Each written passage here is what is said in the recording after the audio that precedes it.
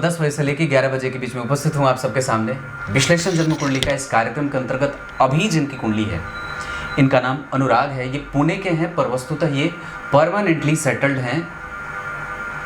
California है ना, San Jose कोई जगह है, वहाँ पे ये रहते हैं, वहीं पे इनका घर है। और ये बड़े खुश हैं कि अभी जो है वो मेरा पूरा सेटलमेंट जो है वो अमेरिका में हो गया, मैं यहाँ का निरंतर जो है वो निवासी हो गया। विदेश योग कैसे बना, धन योग कैसा है, शेयर सट्टेबाजी में कैसा इनका है प्रभाव। इन्होंने लिखा है कि कुछ कमाया भी है और कुछ नुकसान भी हुआ है, करियर भी इसी में क्षेत्र में बनाना चाहते हैं। तो शेयर वगैरह के मार्केट में अगर आप धन कमाना चाहते हैं, उधर से अगर करियर बनाना चाहते हैं, तो फिर कुंडली में क्या देखना चाहिए। पंचांग पे विशेष भूमिका होगी आज के कार्यक्रम में, कहीं नहीं जाना है, बिल्कुल बनकर रहिएगा। ये कार्यक्रम थोड़ा बड़ा बनता है, इस वजह से इसकी बुकिंग हमारे यहाँ थोड़ी ज़्यादा होती है। और दूसरे नंबर पे ये कार्यक्रम का ये पहला हिस्सा है, इसका दूसरा हिस्सा आपको आज ही शाम में 8 बजे मिल जाएगा। ये पार्ट 1 आपने थंबनेल पे लिखा हुआ देखा है, तो ये इसका दूसरा हिस्सा शाम में 8 बजे मिल जाएगा। शुरू करते हैं आज का कार्यक्रम। बहुधान्य संवत्सर में इनका जन्म हुआ है। व्यक्ति जो है वो भरा पूरा होता है और झगड़ालू नहीं होता, सबसे अच्छी बात होती है। वो किसी से बहुत ज़्यादा सटा हुआ नहीं रहता, मतलब वो स्वतंत्र है। अपने विकास को लेकर के वो बहुत ज़्यादा चिंतित है और अपने प्रोग्रेस पे उसका ध्यान ज़्यादा रहता है, मतलब इसे एक अच्छी बात ही कही जा सकती है। भाद्रपद माह में इनका जन्म हुआ है, ध्यान से समझिएगा। भाद्रपद माह में जन्मे हैं रविवार को दक्षिणायन में। भाद्रपद माह में जन्मे होने से व्यक्ति सुंदर होता है, अन्वेषण करता होता है, खोजबीन करने वाला, दिमाग लगा करके दूसरे और सामने वाले से अपना काम कैसे निकालना है, चालाक और कपटी होता है। कपटी मतलब सामान्यतया मित्र उसी को बनाए जो उसके लाभ का हो, अन्यथा ये बहुत ज़्यादा पचड़े में फंसने वाला नहीं होता, ये अच्छी बात है। दक्षिणायन में जन्मे हैं, अपने सूर्य को ठीक रखिएगा, आत्मबल कमज़ोर ना हो इसका ध्यान रखिएगा, पेट की समस्या ना हो इसका ध्यान रखना चाहिए, रक्त जनित और हड्डी से संबंधित कोई समस्या ना हो इसका ध्यान रखना चाहिए। रविवार को जन्मे हैं, इस वजह से आपके पास बल है, आत्मा और आत्मशक्ति, दिव्य चक्षु होते हैं व्यक्ति के पास, इस वजह से वो किसी भी चीज़ को स्पष्टतया निहार लेता है, बुद्धिमान होता है, गुणकारी होता है और शरद ऋतु में जन्मे होने से थोड़ा आलसी भी होता है। हालांकि वो अपने काम को लेकर के कई बार बहुत ज़्यादा एग्रेसिव होता है और अधिकारपूर्वक किसी भी चीज़ पे बात करने वाला होता है, इंतजार करना थोड़ा मुश्किल होता है। शुक्ल प्रतिपदा के चंद्रमा इनको यात्रा करवाएंगे, इधर उधर दौड़ाएंगे, भगाएंगे और अपने घर से ज़्यादा इनको बाहर सुकून मिलने का योग बना रहे हैं। शुभ योग किस्तुघ्नकरण ये दोनों ही अच्छे हैं और जन्म हुआ है वैश्य वर्ण और मनुष्य गण का। नक्षत्र से ये बातें और राशि से पता चल जाती हैं। तो ऐसी अवस्था में व्यक्ति जो है वो जिद्दी है, हठी है अपने काम को लेकर के, मैंने पहले ही बताया। और उसके बाद तात्विक लक्षण जो है वो कहीं ना कहीं व्यक्ति के अंदर सात्विक और राजसिक में से और तामसिक में से तामसिक और राजसिक ज़्यादा है, मतलब तमस तत्व की प्रधानता है। वो दूसरों की गिले शिकवों में भी उसका बहुत ज़्यादा भरोसा तो नहीं होता, पर फिर भी सुन लेता है। कुछ लोग होते हैं बिल्कुल सुनते ही नहीं हैं और कुछ लोग होते हैं जो इसी में दिन रात लगे हैं। एक बड़ी अच्छी बात बताओ, एक बड़ी अच्छी बात बताता हूँ। आप लोग कई बार YouTube के संत महात्माओं को देख करके भ्रमित हो जाते हैं। हाँ, और मैं भी तो यही हूँ, पर कई बार संतप्त जागृत होना या साधुता जो है वो अपने अंदर समाहित करना बड़ा कठोर होता है, बड़ा कठोर है। कोई आवश्यक नहीं कि सामने से जो बात कही जाए, जैसे मैं, मान लीजिए जैसे मैं अगर सामने से बहुत अच्छी अच्छी बातें कह रहा हूँ तो कोई आवश्यक नहीं कि मैं बड़ा दूध का धुला हूँ। तो आसानी से आप लोग किसी भी भरोसा ना करिए। दुनिया में जो है वो इतने सारे भ्रम फैले हैं और इतने भ्रम के देवता भरे पड़े हैं, पूछो मत, बहुत हर क्षेत्र में भरे हैं। तो सावधान रहने की आवश्यकता है।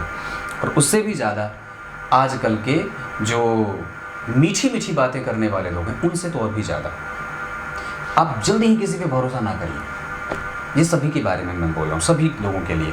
और निश्चित रूप से चेक करिए, जांचिए, परखिए, तब जा कर के किसी को गुरु बनाइए और किसी पे भरोसा करिए और किसी के साथ संबंध आगे बढ़ाइए। बहुत आवश्यक है ये चीज़। आइए अब मैं आपको यहाँ पे लेके आता हूँ। तो क्या था, मैं कहाँ था कि सात्विक तत्व की प्रधानता वाली कुंडली थोड़ी कम है, राजसिक और तामसिक वाली थोड़ी ज़्यादा है।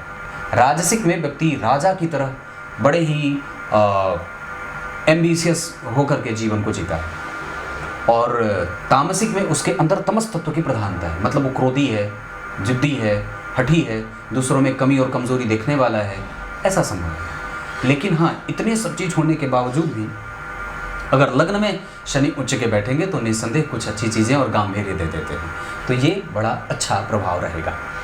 इनकी कुंडली में पंचांग में अगर बात करते हैं तो सबसे अच्छी बात ये होगी कि व्यक्ति का जो प्रभाव है वो दिन का बड़ा अच्छा है।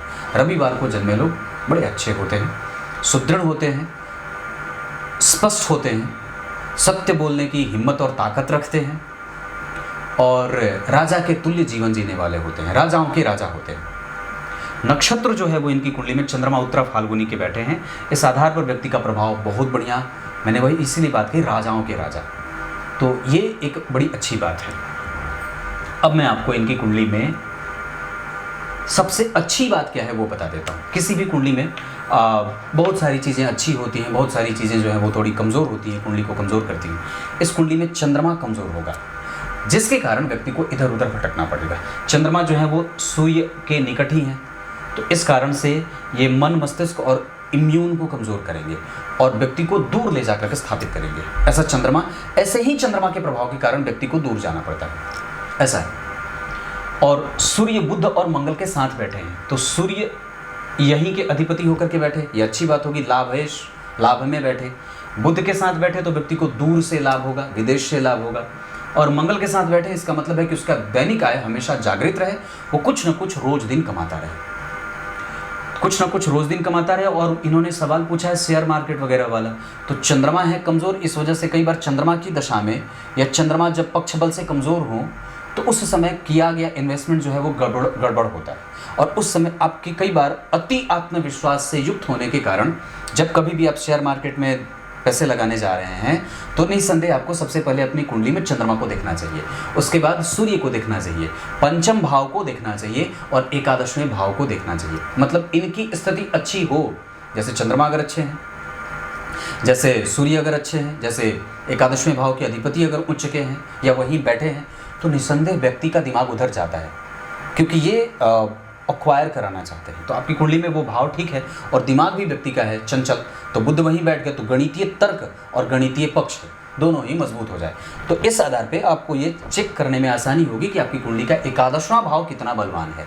एकादशवें भाव के अधिपति वहीं बैठे, और चूंकि जन्म कुंडली में मंगल बैठे हैं जो इनकी कुंडली के सप्तम भाव के अधिपति हैं, तो सप्तम भाव के अधिपति का लाभ में जाना ये लाभकारी योग बनाएगा। 12वें भाव के अधिपति के साथ जुड़ने से व्यक्ति के प्रभाव में विदेशों का प्रभाव ज़्यादा रहेगा। वो शुरू से ही उसका दिमाग कभी यहाँ पे टिकता ही नहीं है, वो हमेशा बाहर जाना चाहता है। ऐसा सप्तम भाव के अधिपति अगर एकादशवें भाव में बैठे हैं मंगल और मघा के बैठे हैं, नक्षत्र भी खराब नहीं है, तो व्यक्ति का दिमाग तिकड़मी होता है और कई जगह से वो धन कमाना चाहता है। ऐसा अगर हो तो ऐसा समझिएगा। नक्षत्र केतु का है, 9 डिग्री के हैं, खराब नहीं है। इस वजह से मंगल जो है वो व्यक्ति को बहुमुखी बनाएंगे, बहुआयामी बनाएंगे, अनुभवी बनाएंगे और संवर्धन करने वाला बनाएंगे। वो कभी भी नुकसान में जाएगा तो उसको रास नहीं आएगी चीज़, वो जल्दी से ही जंग जीत जाना चाहता है। और सूर्य के साथ और बुध के साथ मंगल का प्रभाव उसको और भी इस चीज़ में वृद्धि देने वाला होगा, क्योंकि लाभेश जो सूर्य बन रहे हैं वो यही बैठे हैं। और सबसे अच्छी बात है कि अपने ही नक्षत्र में है। इसका मतलब है कि आपने वो जो सवाल पूछा था कि मैं शेयर मार्केट में लाभ कमा पाऊंगा कि नहीं, निसंदेह है। लेकिन चंद्रमा की स्थिति को अवश्य ही प्रत्येक पक्ष में देख लीजिएगा कि शुक्ल पक्ष है या कृष्ण पक्ष है। जब वो कृष्ण पक्ष के निकट जा रहे होंगे तो लगाने से बचिएगा, और उस समय ओवर कॉन्फिडेंस में ना आकर के अपने आप को जितना हो सके थोड़ा रुक जाना चाहिए। 1-2 दिन का इंतजार आवश्यक होगा। एकादशी के बाद, नवमी के बाद थोड़ा रुक जाना चाहिए इन्वेस्ट करने से कृष्ण पक्ष में। चंद्रमा सूर्य के नक्षत्र में, सूर्य अपने नक्षत्र में, बुध जो है वो शुक्र के नक्षत्र में और मंगल मघा के। बुध शुक्र के नक्षत्र में और शुक्र यहाँ बैठे हैं। इस कारण से व्यक्ति को कई बार ऐसा लगेगा कि मुझे करना क्या है, वो कई बार कंफ्यूज रहे। मैंने ये बात बताई थी कि जब जन्म कुंडली के दशम स्थान में शुक्र बैठ जाते हैं तो व्यक्ति को क्षेत्र से संबंधित समस्या पैदा करते हैं। मतलब अब आपको दिक्कत होगी कि मुझे क्या करना है, कहाँ से करना है, कैसे शुरू करूं, उसको इनिशियल स्टेप लेने में दिक्कत होती है। हालांकि उसके काम बिगड़ते नहीं हैं, वो जो चाहता है वही होता है। समझ रहे होंगे, वो जो चाहता है वही होगा। मतलब उसके काम कभी पैसे के कारण ना बिगड़े, क्योंकि सूर्य अति विशिष्ट कारक भाव में बैठे हैं और शुक्र जो है वो आपकी कुंडली में चतुर्थ भाव को मित्र की दृष्टि से देख रहे हैं, और यहाँ पे चंद्रमा के साथ तात्कालिक मित्रता में भी है, और चंद्रमा जो है वो कन्या राशि के निकटस्थ बुध के साथ बैठे हैं। हालांकि चंद्रमा और बुध का संबंध बहुत ज़्यादा अच्छा नहीं होगा, ये थोड़ा गड़बड़ होगा, क्योंकि चंद्रमा के ठीक पीछे बुध बैठेंगे तो वो गड़बड़ करेंगे। कई बार आपको विदेश गमन करना पड़े, जो कि हुआ है, बाहर जाकर के निर्वासित जीवन जीना पड़े, जो कि हुआ है। कई बार घर परिवार से संबंध उस तरीके का नहीं होता, जो कि हो सकता है अगर नहीं हुआ है तो ये चीज़ें आपकी कुंडली में बनती है। लग्न में उच्च का शनि, 5 अच्छी चीज़ बता रहा हूँ, उस पर तो मैं था ही नहीं, गया ही नहीं। 5 अच्छी बात में सबसे अच्छी बात होगी कि लग्न के अधिपति केंद्र में और दशम स्थान में व्यक्ति को नैसर्गिक रूप से, अगर आपकी कुंडली में लग्न का अधिपति दशम में बैठा है तो ये बात इस बात की तरफ इंडिकेशन दे रही है, ये ग्रह ये बता रहा है कि आपको ये किसी के ऊपर आश्रित नहीं रहने देगा, ये हमेशा आपको पैसा देता रहे, और लक्ष्मी संपन्न योग इसे कहते हैं। ये मेरे शब्द हैं, हो सकता है कि आपको कहीं ना मिले।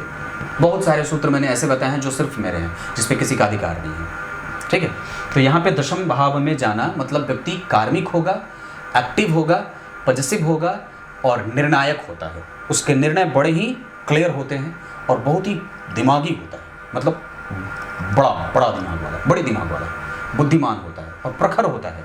अपना काम किस तरीके से कैसे निकालना है ये इसको बहुत अच्छे तरीके से आता है। उसके मित्र कैसे हैं तो किससे उसका लाभ होगा ये, और कैसे फ़ायदा लेना है ये इसको बहुत है। मतलब तकनीक का जानकार है, अनुभवों का संग्रह करता है, एनालिटिकल प्रोसेस उसका बहुत अच्छा है, अनुभव बहुत अच्छा है, वो शेयरिंग बहुत अच्छे तरीके से करता है, मैनेजमेंट बहुत अच्छे तरीके से करता है, एलोकेशन बहुत अच्छे तरीके से करता है, ऐसा। तो अब आते हैं दूसरी बात, तो ये सबसे अच्छी बात है। ये गुरु जो है वो शुक्र बुध के नक्षत्र में बैठे, ये आश्लेषा में बैठे, इस वजह से व्यक्ति को तिकड़मी बनाएंगे। वो बात मैंने जो कहता दिमाग बहुत है, वही बात। और दूसरी सबसे अच्छी बात है कि इनकी कुंडली में गुरु का नीच भंग हुआ है, पर प्रथम दृष्टया ये हुआ है। दूसरे नंबर पे आप देखेंगे कि इनका नीच भंग हुआ है, क्योंकि शुक्र और शनि दोनों केंद्र में हैं। या वस्तुतः जो है वो इस कुंडली के अधिपति, जो यहाँ पे इस भाव के अधिपति हैं, वो गुरु का नीच भंग कर रहे हैं, पर ये ग्रह स्वयं 29 डिग्री का है। अब जरा विचार करिए, अगर कोई व्यक्ति आज के समय में ये पूछे कि मुझे विदेश जाने का प्रभाव कैसा है मेरी कुंडली में, और अगर मैं कहूँ कि हाँ बहुत अच्छा है, और अगर यही सवाल अगर 50 साल पहले पूछा जाता, 100 साल पहले पूछा जाता, या ज्योतिष का निर्माण, ज्योतिष जैसे, अब ज्योतिष का जो क्षेत्र है वो ज्योतिष जैसे सदग्रंथ की और ज्योतिष जैसे विषय की कोई समय सीमा नहीं है कि कब ये धरा पे आया, कोई समय सीमा नहीं है, ये अनादि है, बहुत पुराने। जैसे वेदों को जो रास्ता दिखा है वही ज्योतिष है। तो प्रकाशक कब किताब जो है वो छापे, वो कौन बताया? ये ज्योतिष ने बताया। ज्योतिष जैसे विषय से ये बात पता चलती है। तो यहाँ पे मैं ये बोल रहा हूँ कि दरअसल अगर आप गुरु का, वास्तव में इसी चीज़ को समझने की बारी है कि आपने अगर अपनी कुंडली में देखा ये कि मेरी कुंडली में गुरु का नीच भंग हुआ, तो वस्तुतः वो कितना बढ़िया हुआ है। अगर बहुत बढ़िया होता और चंद्रमा 12 में नहीं होते, 12वें भाव के अधिपति सूर्य के साथ नहीं बैठे होते, और चतुर्थ भाव के अधिपति उच्च के नहीं होते 29 डिग्री के, तो आपको विदेश जाना ही नहीं पड़ता। हाँ, क्योंकि शनि उच्च का था पर 29 डिग्री का है, तो कमज़ोर हो गया। और जो ग्रह आपका नीच भंग कर रहा है आपकी कुंडली में गुरु का, वो आपकी कुंडली में गुरु तो सबसे पहले वक्री हैं, तो ये डाइवर्ट है। और जिस नक्षत्र में बैठे उस नक्षत्र का अधिपति देखिए इस कुंडली के लिए क्या होता है, दशम भाव का अधिपति विदेश बैठा, यानी कि गुरु जो आपकी कुंडली में कौन होते हैं, पराक्रम। तो व्यक्ति का पराक्रम कहाँ खिलेगा? पराक्रम जो है वो घर में नहीं खिलेगा, कहाँ खिलेगा?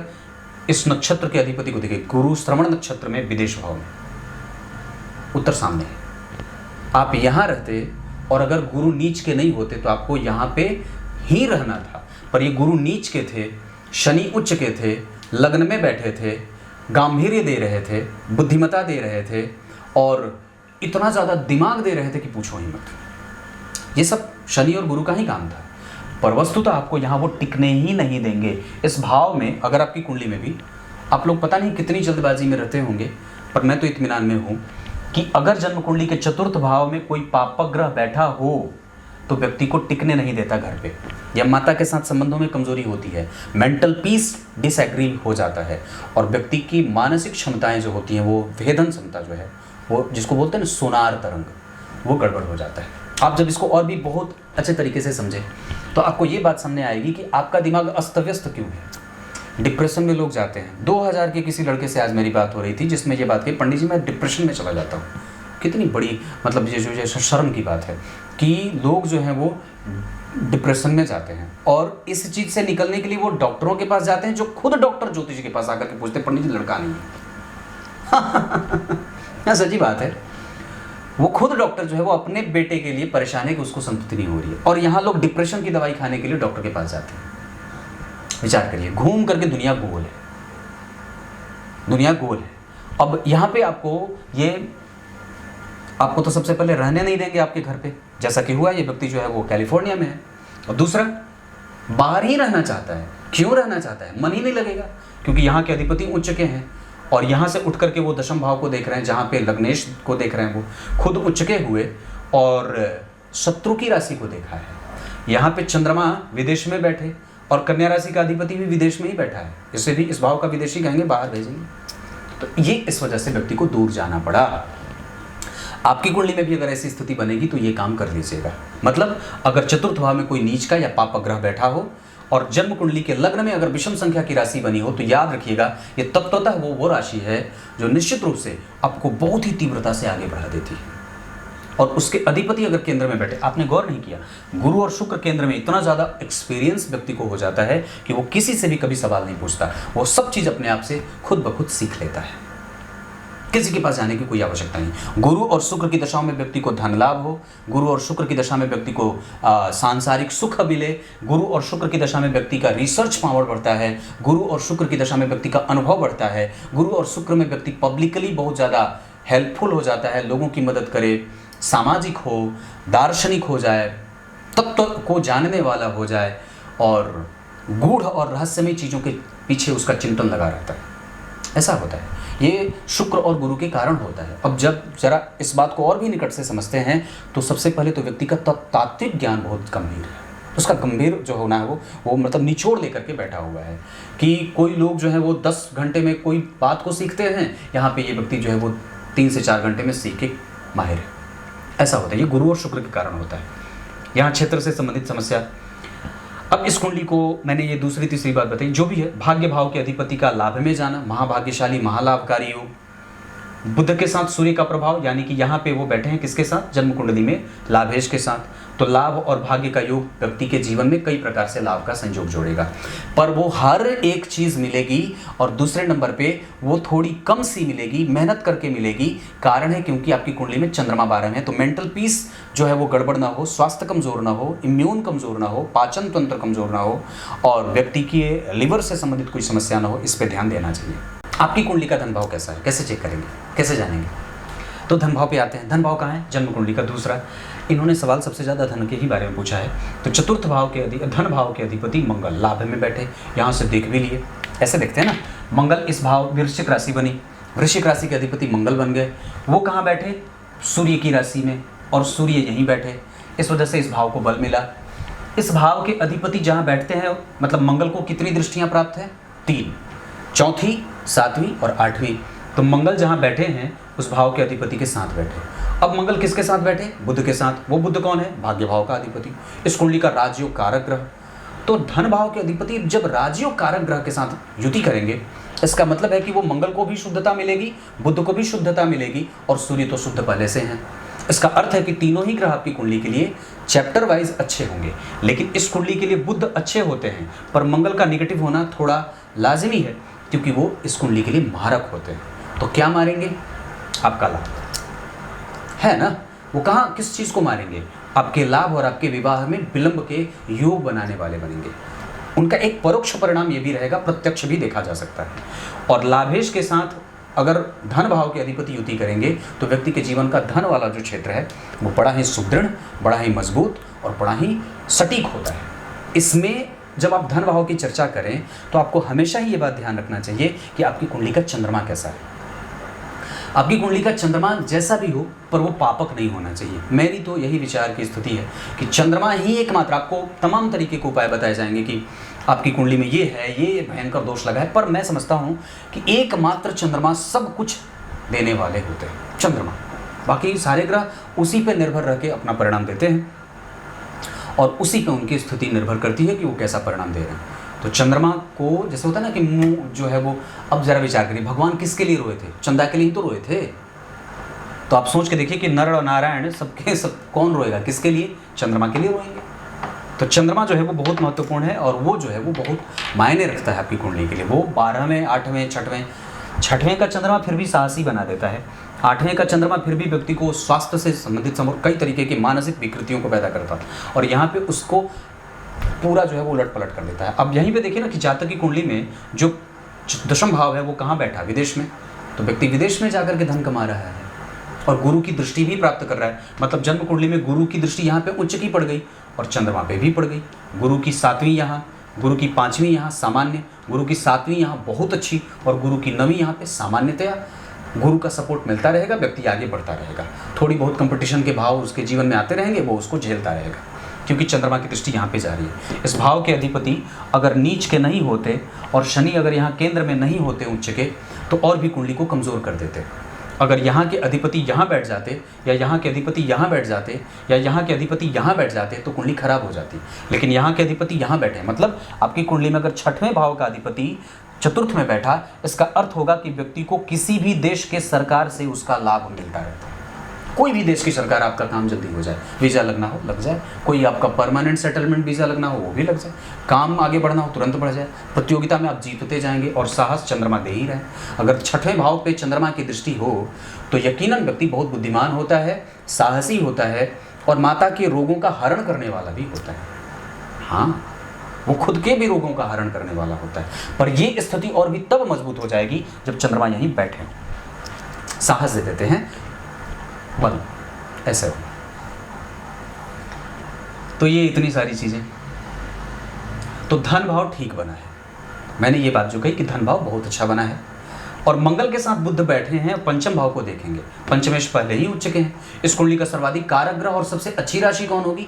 मकर और कुंभ राशि अच्छी होगी, कन्या राशि और मिथुन राशि अच्छी होगी। इस कुंडली के लिए मंगल मारक होंगे, इस कुंडली के लिए सूर्य लाभ देने वाले बनेंगे, इस कुंडली के लिए चंद्रमा अच्छे होंगे। तुला लग्न की कुंडली के लिए चंद्रमा और सूर्य दोनों अच्छे होते हैं, बुध भी अच्छे होते हैं, शनि भी अच्छे होते हैं, मारक मंगल हो जाते हैं। गुरु भी अच्छे नहीं होते, मेहनत खूब करवाते हैं, इस वजह से व्यक्ति को जल्दी जल्दी आसानी से विदेश वाला काम जल्दी हो जाए, घर वाला काम कभी होगा ही नहीं, घर में मुश्किल होगी, कलह का वातावरण मचा रहे, दिक्कत होती है, असमंजस में लगा रहे, ये चीज़ हो। और व्यक्ति के जीवन का भाग्य कैसा है?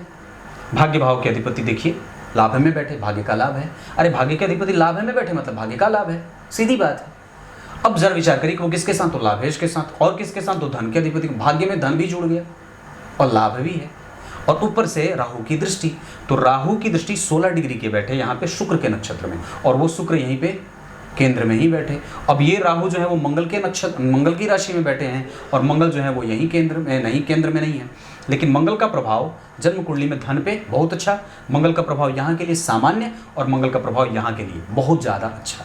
मतलब साहस, बल, पराक्रम, यश, कीर्ति, मान सम्मान वगैरह देने में व्यक्ति जुझारूपन की प्रवृत्ति से युक्त रहता है। और राहु की दृष्टि सूर्य, बुध और मंगल को तेजस्विता देगी और जितनी भी निगेटिविटी राहु की दृष्टि से प्राप्त होती रहेगी वो सूर्य और बुध और मंगल मिलकर के उसको खत्म करने का प्रयास करेंगे, जिसमें से सूर्य और बुध एक्टिव ज़्यादा रहेंगे, मंगल थोड़े कम होंगे। व्यक्ति को लालच कहाँ से आ रही है, पॉजिटिवनेस कहाँ से आ रही है, वो एग्रेसिव कहाँ से है, वो महत्वाकांक्षी कहाँ से बन रहा है, वो सूर्य और मंगल करा रहे हैं, पाना चाहता है, ऐसा है। क्लियर है? तो मंगल जो है वो आपकी कुंडली में ठीक बैठे हैं।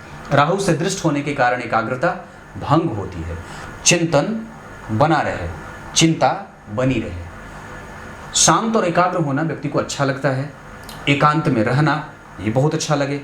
और अष्टम भाव के अधिपति शुक्र जो है वो यहीं बैठे हैं और गुरु से दृष्ट हैं। अष्टम भाव भी गुरु से दृष्ट है, अष्टमेश भी गुरु से दृष्ट हैं। इस वजह से व्यक्ति का जो नेचर होता है वो बहुत ही सुलभ होता है, सबको निकट से आकृष्ट करने वाला, पर बहुत कम लोगों से। गांभीर्य है ना, वो गंभीर है, आसन का गंभीर है। मित्र बहुत ना हो, जो भी वो अच्छे हों और उन लोगों से भरोसा भी बहुत ज़्यादा रखने की आवश्यकता नहीं है, ऐसा भी है। पर आपकी कुंडली में भाग्य का लाभ होगा और क्रिएटिव है व्यक्ति, बहुत क्रिएटिव है। मतलब कोई भी चीज़ देख ले तो झट से कॉपी कर ले, कुछ नया सीखना हो तुरंत सीख ले, बहुत सारी चीज़ें तो इन्होंने ऐसे ही सीख ली जो इनके गुरु ने कभी बताया ही ना हो। बहुत सारी चीज़ें व्यक्ति स्वयं से सीख सकता है, ये आपके पास गुण है। कुंडली विश्लेषण का अर्थ होता है कि आपके अंदर की छिपी हुई बात को बता देना और आपके गुणों को ला करके रख देना, ये हो तुम, ऐसा है आपका प्रभाव। ये चीज़ निखारने की आवश्यकता है। और कमज़ोरी, मन कमज़ोर है, व्यग्रता है, बहुत जल्दी निर्णय तक पहुंचना चाहते हैं, भयावह स्थिति हो जाती है क्रोध आए तो, और किसी पे भी मतलब जैसे होता है कि सात्विक लक्षण कम है, तामसिक लक्षण ज़्यादा है। तमस तत्व की प्रधानता में क्रोध, ईर्ष्या, द्वेष, छल, कपट, मोह, मात्सर्य, प्रभाव, अभाव, दुराग्रही, जिद्दी और धीरे धीरे आलसी, ये सब तामसिक तत्व है। और सात्विक शुद्ध है, मनस्वी है, शांत है और व्यवहार कुशल है, अजात शत्रु है, बुद्धिमान है, समझने वाला है, समझदार है, ज्ञानी है, बौद्धिक रूप से बहुत ही ज़्यादा उसके, तात्विक रूप से बहुत ज़्यादा उसके लक्षण बड़े ही श्रेष्ठ हैं। ऐसा है, ये सात्विक है। राजसिक आराम से रहना चाहे, सुखद जीवन जीना चाहे, लोलुप होता है, भोगी होता है, प्रवृत्ति जो है वो प्रवृत्ति वाली होती है, निवृत्ति का मार्ग ढूंढता नहीं, ये है ऐसा। तो भाग्य ठीक है, पंचम भाव के अधिपति तो उच्च के हैं। आपकी कुंडली में शुक्रवार का दिन अच्छा रहेगा, शनिवार का दिन अच्छा रहेगा, दक्षिण दिशा और पश्चिम दिशा अच्छी रहेगी। दाम्पत्य के मामले में ये कुंडली थोड़ी कमज़ोर होगी। अगर विवाह मिला करके करें तो ठीक रहे, या अगर विवाह हो चुका है तो निश्चित रूप से मैं समझता हूँ कि व्यक्ति को थोड़ी सावधानी रखनी चाहिए। और अगर कुंडली मिला करके करें हैं तो ठीक है, ऐसे गुरु की दशा आपकी कुंडली के लिए शनि के कारण ठीक होगी। पर अगर आगे अभी देखता हूँ तो 2025 के अगस्त से और भी ज़्यादा अच्छी दशा गुजरेगी। अभी तो राहु हैं आपकी कुंडली में, राहु केंद्र में बैठे हैं, केंद्र के अधिपति 12 में बैठे, एकादश में बैठे, अच्छा ही होता है, खराब नहीं होता। पर वस्तुतः उस पर किसी शुभ ग्रह का कोई प्रभाव नहीं है। और भाग्य भाव के अधिपति के साथ पंचम भाव या सप्तम भाव की युति का संबंध अच्छा होता है, पर कभी कभी उस पर ध्यान भी देना होता है, दाम्पत्य वाले क्षेत्र। ये इतनी सारी चीज़ें मैंने बताई। मेरे यहाँ बिजली नहीं है, पंखा चल रहा है। और आज बिजली इसलिए नहीं है क्योंकि आज दुर्गा जी का विसर्जन है, तो शहर की लाइट काट दी जाती है और खूब डीजे बजाया जाता है, तो खूब नाचा जाता है। सरस्वती जी को के ठेले को किनारे ठेल दिया जाता है, दुर्गा जी के ठेले को किनारे ठेल देते हैं। वो बेचारी जो है वो उदास हो जाती हैं। और आपको एक बात बताता हूँ, मैं रोज़ मंदिर जाता हूँ, आज भी गया था, दुर्गा पूजा में भी जाता था। अब सोच के देखिए हमारे हिंदू धर्म की स्थिति क्या है। रोज दिन मैं जाता हूँ, पर डे जाता हूँ, एक भी दिन मुझे नहीं लगता है कि मैं नहीं गया, याद भी नहीं है। बहुत कम दिन होता है जब बारिश बहुत तेज हो तो नहीं जाता। मंदिर खाली था आज उधर, बिल्कुल खाली। अब पंडित जी तो 6 बजे ही दरवाजा लगा करके गायब थे। ऐसे आम दिन में आप प्रत्येक दिन जब जाएंगे तो आपको 2-4 लोग मिल जाते हैं मंदिर में। आज बिल्कुल खाली, मंदिर के पट भी बंद और सब कुछ बंद। और आपको एक बात बताऊं कि ये वही हिंदू धर्म है जो 9 दिन तक खूब मंदिर में माथा रगड़ता है, खूब रगड़ेंगे, सफ़ेद कर लेंगे। हमारे यहाँ बचपन में रगड़ो तो भगवान मिल जाते हैं, ऐसा बोलते थे, खूब रगड़ते हैं। और 10वीं 9वीं जैसे बीते, दुर्गा पूजा जैसे बीते, दिवाली जैसे बीते, शिवरात्रि जैसे बीत जाए, मंदिर में कोई झांकने नहीं आता है। पता नहीं ये भगवान सिर्फ इसी दिन आते हैं क्या? मतलब हंसी आती है, हंसी आती है कि क्रोध आता है कि मतलब लोगों के विचारों को देख करके बड़ा अजीब सा दुर्भावना से ग्रसित हो जाता है मन। ये कौन लोग हैं जो मंदिर में 9 दिन आते हैं? कौन लोग हैं जो सिर्फ शिव जी की पूजा सावनी में ही करते हैं, श्रावणी में ही करते हैं? कौन है जो रक्षाबंधन में ही भाई और बहन की सुरक्षा का ख्याल रखते हैं, बाकी दिन का? इसीलिए आप लोग पूछते हैं पंडित जी आप दुर्गा पूजा में कार्यक्रम नहीं बनाते, अब जो है वो दिवाली में नहीं बनाते, अब जो है वो किसी चीज़ का आप कभी बहुत बहुत शुभकामनाएं कार्यक्रम में नहीं बोलते। इसलिए नहीं बनाता हूँ क्योंकि हमारे जीवन में प्रत्येक दिन महिलाओं की सुरक्षा, हमारे जीवन में प्रत्येक दिन हमारी बहनों की सुरक्षा, हमारे जीवन में प्रत्येक दिन उनका आदर, हमारे जीवन में प्रत्येक दिन होना चाहिए। आप मंदिर किसी एक दिन के लिए नहीं जाने के लिए नहीं बने हो, भगवान किसी एक दिन के लिए नहीं आते विशेष रूप से, वो हमेशा रहते हैं। बाबा बैद्यनाथ के बाकी दिन गायब हो जाते हैं, कौन कहता है? बकवास ये सब बिल्कुल नहीं, ये आपके मन का भ्रम है। आपकी अधोगति की स्थिति है कि श्रावण में रहेंगे और बाकी दिन जो है वो कैलाश पे रहेंगे, कैलाश के बाद आ जाते हैं। वो हमेशा हर जगह सर्वत्र है, जो विद्यमान है उसको आना और जाना नहीं होता।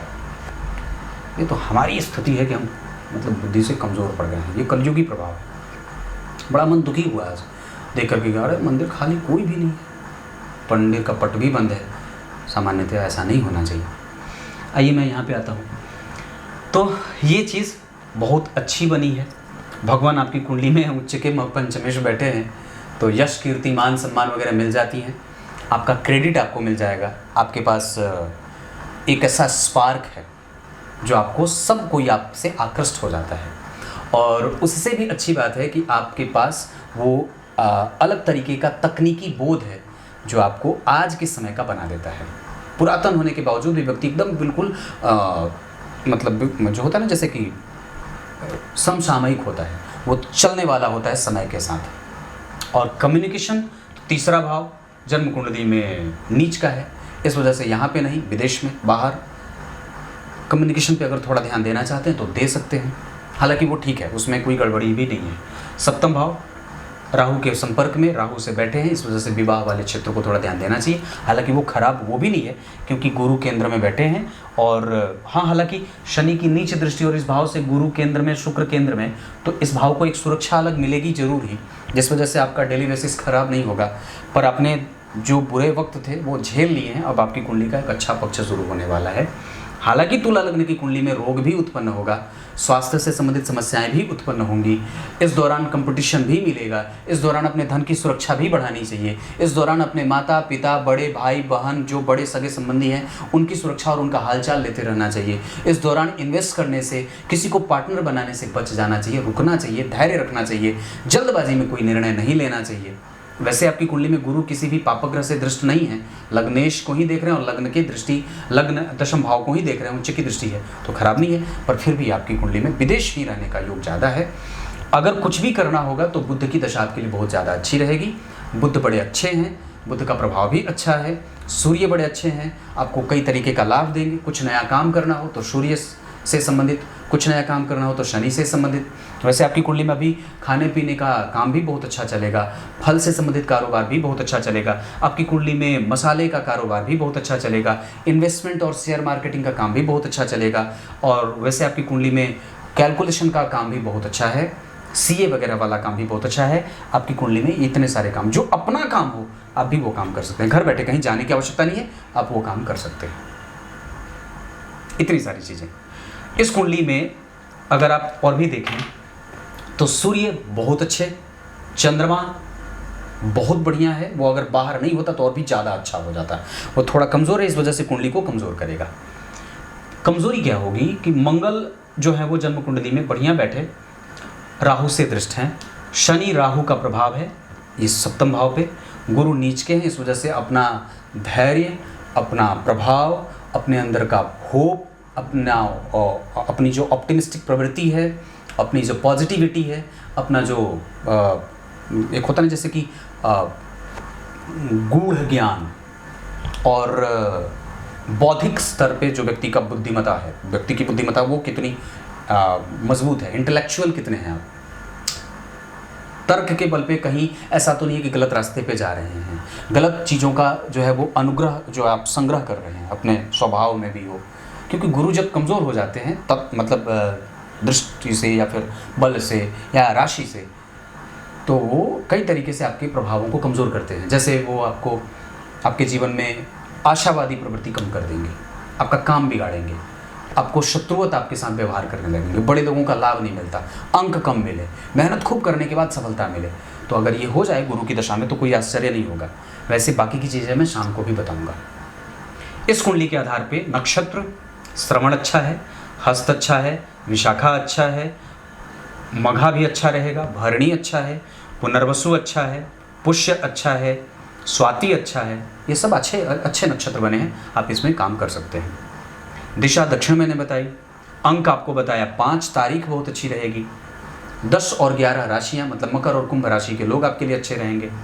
ये सब चीज़ें आपकी कुंडली में बनती हैं। मित्रों से सतर्क रहिए, वो कई बार वक्त पे काम नहीं आएंगे। और चीट होने का योग आपकी कुंडली में लगा है। वैसे आपकी कुंडली में अपीयरेंस जो है वो बहुत अच्छा रहेगा, जैसे सामने से बोलते हैं ना कि उपस्थित होना, वो बहुत अच्छा है, वो गंभीर है। और कुछ ना कुछ आपको चिंता हमेशा रहेगी, वो कभी भी ख़त्म होने वाली नहीं है। कभी इनकम का, कभी जीवन को बिताने का, कभी अलोन फील करने का, कभी मन करे कि किसी को कुछ ना कहूँ। जैसे शनि की दशा में आप वैराग्य धारण कर सकते हैं, एकांत हो जाइएगा। मतलब अगला जो गुरु की दशा जितनी समय तक रहेगी उस समय तक आप अपने आप को समाज में रखिए। उसके बाद शनि की दशा में धीरे धीरे लुप्त प्राय हो जाइएगा। जैसे होता है ना, गायें लुप्त हो जाएं, बाघ लुप्त हो जाएं, शेर लुप्त हो जाएं, ये सब लुप्त हो रहे हैं, तो ऐसे ही आप भी लुप्त हो जाइएगा। क्लियर है? कुछ इसी तरीके से आज के कार्यक्रम का समापन करते हैं, बाकी की चीज़ें शाम के कार्यक्रम में। तब तक के लिए बहुत बहुत नमस्कार।